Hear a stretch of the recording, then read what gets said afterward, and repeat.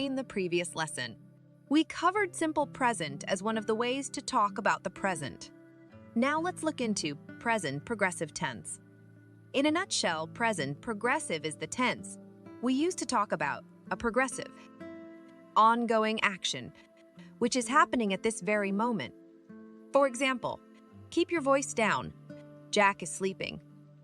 By saying Jack is sleeping, I mean that he is sleeping at this very moment, not his routine.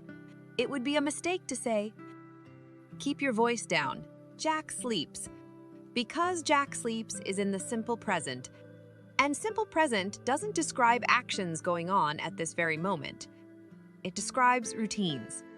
In this context, we imply that the action is ongoing, happening right now. That's why we need to use present progressive. Jack is sleeping. What does the sentence in present progressive look like? Subject plus verb be in the correct form plus verb with ing ending. The correct forms of the verb be in present time are am for I, are for plural nouns you, we, they, and is for singular nouns he, she, it. Our sentence structure is subject plus verb be plus verb with ing ending. Bark is sleeping on my bed. Bark is the subject. Is the verb be in the correct form for the dog, which is a singular noun, and the verb sleep with ing ending. This sentence shows that this action, bark is sleeping, is happening at this very moment.